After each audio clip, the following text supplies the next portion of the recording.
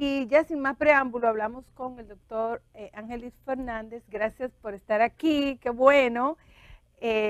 Para que entonces nos cuente, como decía, el año pasado hicimos un programa muy interesante, me gustó mucho, donde tú hablabas sobre el 21 de diciembre, la entrada del solsticio de invierno, en donde se iniciaba una nueva era.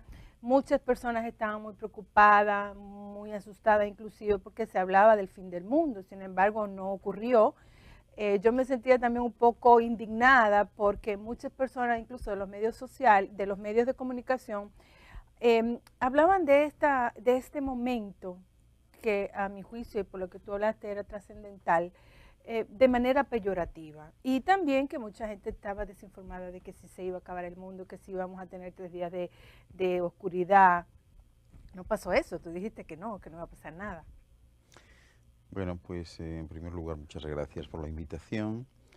Siempre es un placer estar aquí contigo en este programa especial, ¿no?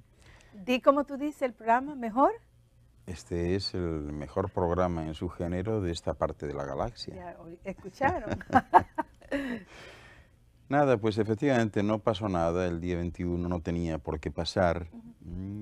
Recuerdo que en el anterior programa y en realidad yo personalmente a través de mis programas he ido hablando y alertando a la gente en ese sentido, que estuviesen tranquilos y que no pasaría absolutamente nada, ¿no? Sí.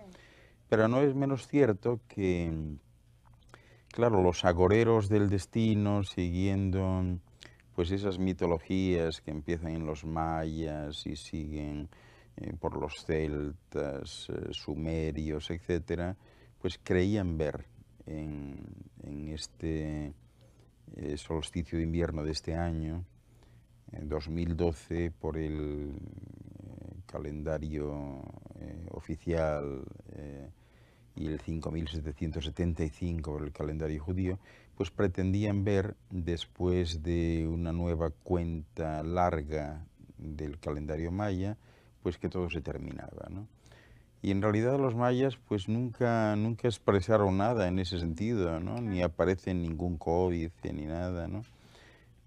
Yo no sé por qué les dio a algunos por plantear esa disyuntiva, y lo único que se me ocurre es que efectivamente todo esto pues implica un gran desarrollo de tipo comercial, Sí, ¿no? sin duda. Y que ha significado para mucha gente pues centenares de talleres, seminarios, simposios, libros, programas de Películas. televisión, Sí, películas, ok. etcétera.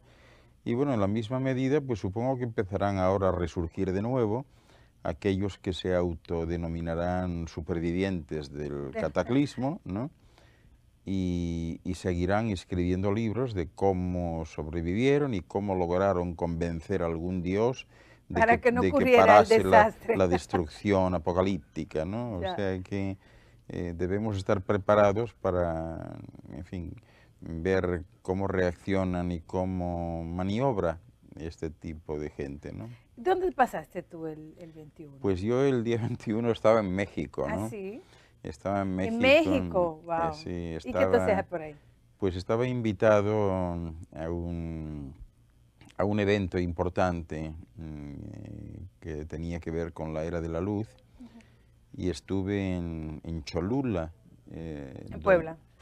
en Puebla, donde tiene una pirámide muy especial, y un amigo mío, Ángel Farpón de allí, pues mantenía desde hacía muchísimo tiempo que el 21 de diciembre a las 12 en punto se produciría el descenso de Quetzalcóatl, y que eso no solamente se producía como se había anunciado en la pirámide de Kukulcán en Chichén Chichén Itzá. Itzá, sino en esta También ahí. pirámide de Puebla, que posiblemente si la llegan a desescombrar en su totalidad, pues sea a lo mejor la más grande de todo México. Sí, y dice que del mundo también.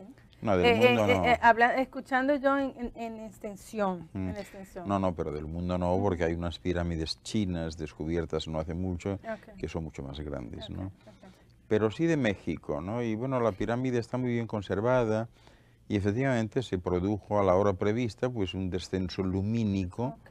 ¿verdad? Por esas escalinatas, que fue muy especial, muy especial. Y allí Sí, estuve, es ¿no? muy interesante. Como Claro, en el solsticio de invierno también el Kukulcán baja sí, en Chichén Itzá. exacto, sí. Pero se creía que era solo en En Chichén Chichén Itzá. Itzá, ok. Y Y ocurrió realmente entonces también en ahí, la... sí. Qué interesante. Y bueno, lógicamente ya te puedes imaginar, no falta quien especulaba que yo iba a estar allí pues para ponerme a salvo de la destrucción. Y no sé qué. ¿Cómo va a ser? Imagínate tú, ¿no? Ya. Bueno, pero ahora, ¿qué va a pasar? ¿Qué estará pasando luego de este famoso 21 de diciembre del 2012 que lo pasamos, que no ocurrió nada, pero que sí a nivel de energía, a nivel del planeta y del universo, están ocurriendo cosas Bueno, o van a ocurrir cosas? realmente si hacemos un inventario de la situación, ¿verdad? Pues nos encontramos con algunos aspectos que son muy destacables hoy por hoy, ¿no? El primero, pues es la entrada en eso que se ha dado a llamar el cinturón de fotones de Alcione, que es un sol importante para este sol, porque es el sol más relevante de Pléyades. Pléyades es un grupo de soles, de 1986 soles, que de alguna manera están afectados gravitacionalmente por este sol, ¿verdad? Y se ha dado a llamar el cinturón de fotones de Alcione, aunque no es de Alcione, porque los cinturones de fotones son muy habituales en las galaxias. Son los sistemas por los cuales las galaxias logran mantener la cohesión y evitar que aquellas formaciones estelares perimetrales se disipen y se pierdan en el espacio. Entonces salen los cinturones del centro de las galaxias y afectan, engloban, amarran de alguna manera a los soles más perimetrales, ¿no? La entrada oficial, después de un ciclo de 5.125 años en los que estos planetas experimentan contracciones y expansiones, es decir, estos planetas siguen ciclos biológicos ordinarios y también están sujetos a los procesos de nacimiento, crecimiento, desarrollo y muerte o cambio, ¿no? Entonces, cada 5.125 años se produce una de estas expansiones, contracciones, y coincide con, precisamente a través del calendario maya, coincide con la entrada oficial en el cinturón de fotones. Pero se trata de movimientos no rígidos y de fenómenos que están sujetos a una física toroidal que les hace moverse, como los tornados, ¿verdad? Pero en términos de que la gente pueda comprender El cinturón de fotones cómo, debería entrar el día y 21. eso cómo se manifestaría en Bueno, nuestra se humanidad manifiesta, en realidad o en nuestro universo, en nuestro planeta. se entró en el cinturón de fotones el pasado febrero. Y esto se ha notado mucho y se está notando, claro, es gradual la entrada. Ahora hay un periodo de 2.196 años en los que se va atravesando ese cinturón y se ha notado pues en la luminosidad de los amaneceres y de los crepúsculos, que son distintos, ¿no? Así, La luminosidad de los días es distinta. Hay una luminosidad adicional de tipo dorado, ¿no? Que es muy ostensible y que todo el mundo puede percibir, o por lo menos quien quiera percibirlo, ¿no? Cada vez se notará más, ¿no? Y estos cinturones pues tienen como peculiaridad que emiten una radiación fría derivada de la ruptura, de la disociación de los electrones, ¿no? Y esta radiación tiene como particularidad que aumenta la frecuencia vibratoria de todo lo que atraviesa el cinturón. Entonces eso de por sí trae consecuencias no solo para la Tierra y todo lo manifestado a nivel geológico, sino también para seres humanos, animales y plantas, ¿no? o sea, tiene una manifestación física La para los manifestación, humanos. la manifestación Este proceso. sí, es una aceleración de frecuencia, es decir, es una subida del tono frecuencial. Y esto tiene que ver con eso que han dado a llamar la resonancia de Schumann, que es la vibración promedio del planeta y sus componentes, y que en este momento pues está en algo más de 7.20 hercios, ¿verdad? Pero en lo que respecta a los seres humanos, al acercarse al umbral de los 13.3 hercios, esos seres humanos que llegan a ese nivel ya dejan, por decirlo de manera gráfica, de pertenecer a esta dimensión para experimentar un salto dimensional, o sea, entran en otro plano de la luz, ¿no? Y esto es lo que está sucediendo, que las personas están notando esto, están cambiando. Tú hablabas en el programa anterior de algo muy interesante y decías que uno de los iban a percibir varios síntomas, entre ellos taquicardia, cansancio, dolor de cabeza, dolor de cuerpo, deseo de dormir. Me refería a ese tipo de sintomatología porque ello tiene que ver con el despertar espiritual. Okay, okay. Entonces las personas, a medida que van elevando ese tono frecuencial, van notando ciertos cambios en sus vidas que tienen que ver con una ampliación sensorial generalizada. Vamos a ir a un corte comercial y cuando regresemos vamos a continuar hablando esto que suena bastante interesante. Y entonces podríamos estar hablando que los humanos van a adquirir nuevos sentidos sensoriales, no solamente los 5 sentidos, sino que podemos percibir otras cosas. ¿Sí? Volvemos en breve.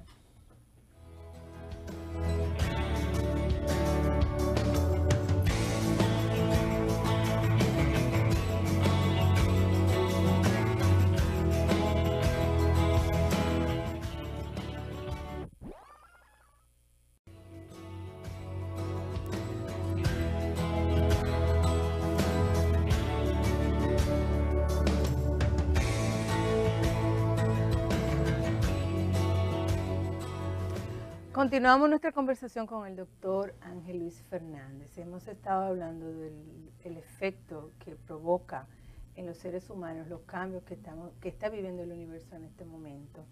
Y antes del corte hablábamos entonces tú hablabas de que íbamos a adquirir nuevas habilidades los humanos, que ya dentro de ese aumento de la vibración y aumento de conciencia, podemos comunicarnos de diferentes otras formas. Sí, existe una ampliación sensorial bien conocida y manifestada en las personas que se están elevando y que afectan a los 5 sentidos, 5 sentidos físicos. Es decir, en el sentido de la vista, estas personas que se elevan pues logran, por ejemplo, un mayor campo de visión en el espectro del infrarrojo y también en el del ultravioleta, ¿verdad? Son personas que a lo mejor ahora pueden mirar de frente al sol, algo que no podían hacer antes, etc. Lo mismo en el sentido del olfato, perciben aromas y esencias y pueden discriminar algo que antes no podían hacer. En el sentido del gusto lo mismo, están comiendo algo y ahora son capaces de decidir también por discriminación, pues que este guiso que me has hecho tiene tanto de romero, tanto de clavo, tiene algo de perejil, no sé qué, ¿no? En el auditivo igual, es decir, todos sabemos que un ser humano cuyo espectro audible pues va de los 10 hercios a, qué sé yo, a los 10 o 12.000 como mucho, y resulta que de repente pues ahora canaliza infrafrecuencias y también ultrafrecuencias, ¿no? Y otros sentidos. Del mismo modo, bueno, hablo de los sentidos físicos de momento. Del mismo modo, en el tacto, pues estas personas son más sensibles ahora a las fibras que visten, es decir, ya no buscan fibras artificiales que les producen rozaduras, que les producen erupciones en la piel, etcétera, sino que buscan fibras completamente naturales que les nutran y son muy sensibles a todo lo que signifique polución, contaminación, etcétera, ¿no? Pero además se desarrollan esos otros sentidos que todos conocemos, pero que no están alojados en ningún órgano en concreto, ¿no? Todo lo que tiene que ver con la intuición, la imaginación, la creatividad, las formas mentales derivadas del pensamiento, etcétera, todo eso se desarrolla, ¿no? Claro, la pregunta que subyace aquí siempre es qué cabe hacer para un humano o qué cabe esperar en estos tiempos para que eso se produzca, ¿no? Y realmente es muy sencillo, ¿no? Porque el aumento de tono frecuencial tiene mucho que ver con el amor, ¿no? Esa energía que todo lo envuelve. Cuando alguien fluye dentro de la energía del amor, algo sucede dentro de sí. Y esto lo conocemos todos bien. Aquel que se ha enamorado, pues utiliza términos especiales, ¿no? Cuando le dice, ¿cómo se siente? Dice, estoy en las nubes, ¿no? O estoy tan contento que me noto como flotando, ¿no?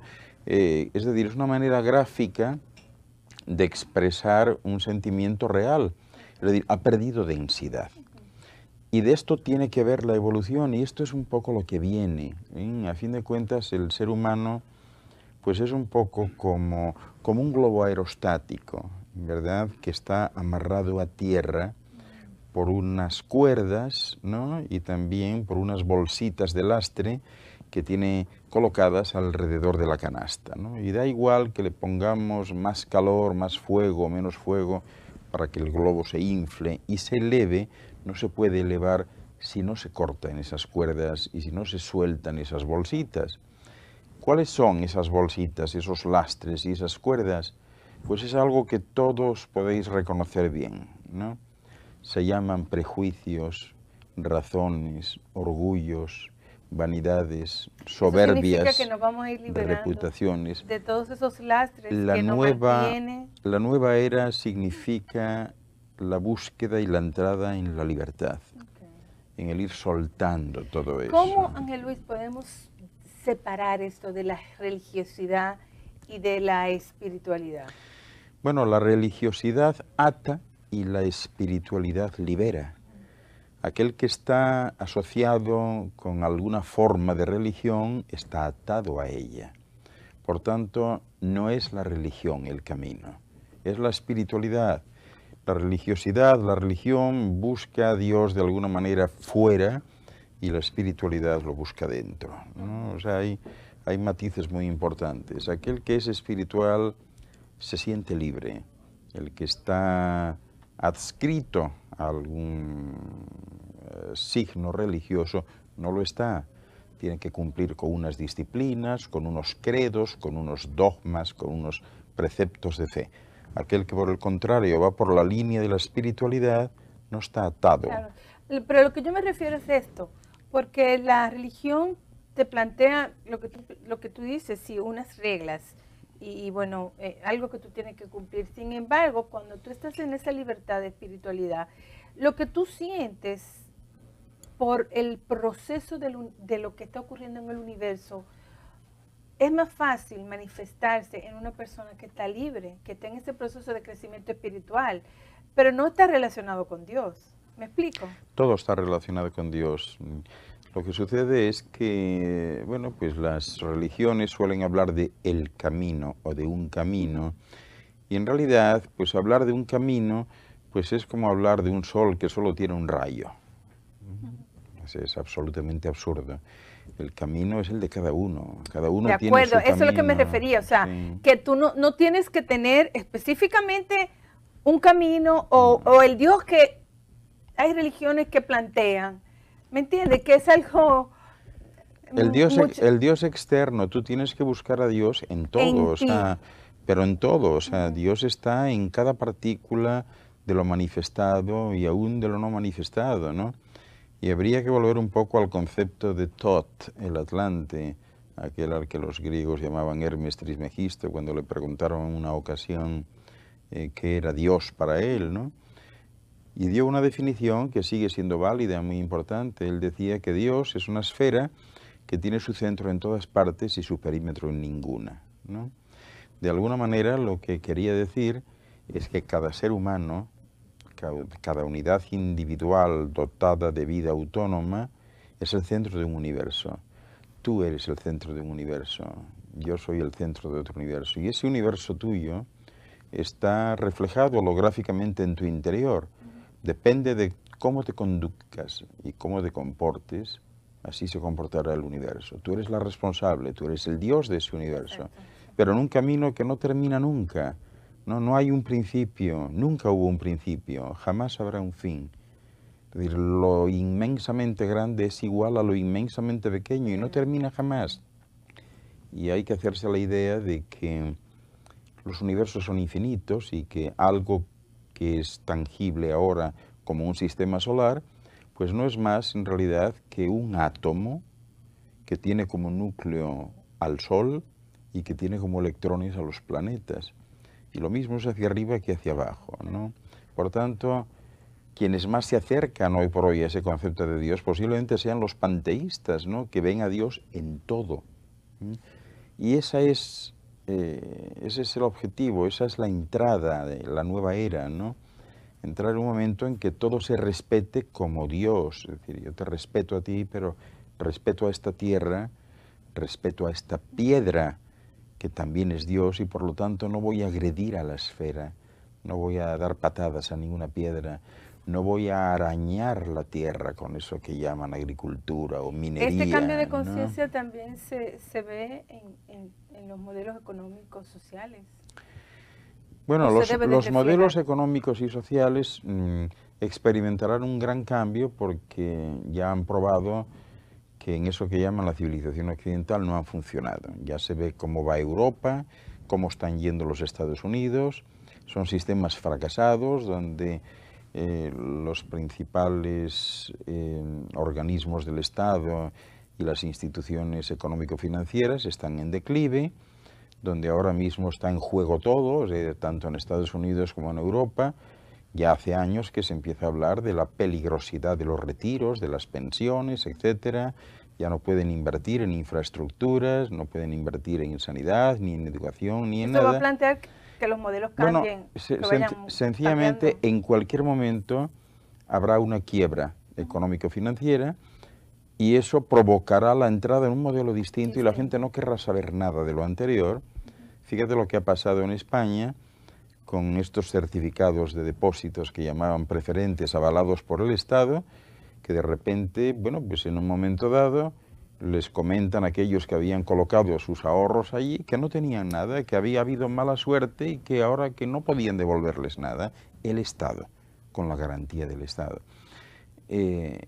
Esto es serio realmente y vamos hacia un rumbo distinto en el que van poco a poco derribándose aquellos paradigmas que constituían pues la columna vertebral del sistema, ¿no? Pero del sistema occidental, porque eso no afecta a los otros. Justamente los que mejor van son los países en desarrollo, como este. Los que mejor van son las comunidades indígenas de los sitios, son los que están más tranquilos, ¿no? Si miramos lo que ha sucedido en China, en ciudades como Shenzhen, tan importantes, que eran aldeas de pescadores hace 40 años, y que hoy pues son enclaves donde viven 15 millones de personas y ciudades modelo, pues se puede entender que todo aquello que se construye desde la base, o ahí está el caso de Costa Rica también muy cercano, pues tiene visos de ser mucho mejor que lo anterior sin ninguno de los vicios que se contraían antes, ¿no? Y ya para terminar esta interesante conversación, ¿qué recomendaciones tú le das a los televidentes para que entonces se vayan alineando con todo esto que está ocurriendo? Bueno, pues yo no soy nadie para recomendar nada a nadie y además respeto muchísimo el derecho a equivocarse. O sea, yo entiendo que el error y el fracaso son fundamentales en eso que se llama progreso.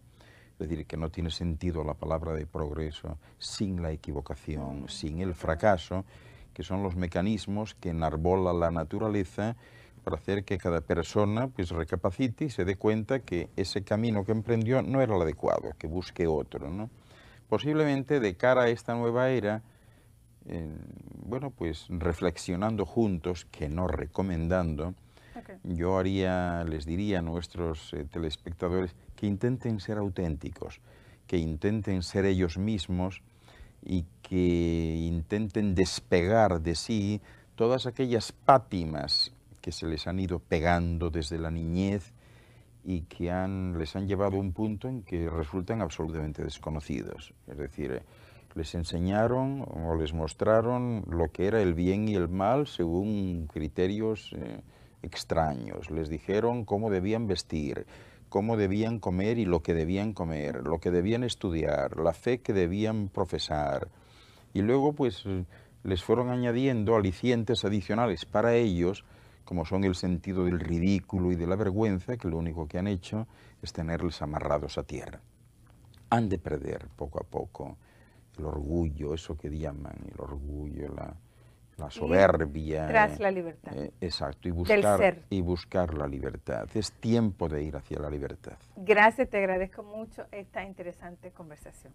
Un placer siempre a tu disposición. Y a ustedes volvemos en un ratito. Tendremos la conversación con la doctora Ana Rita Oliveiro, quien es pediatra. Volvemos.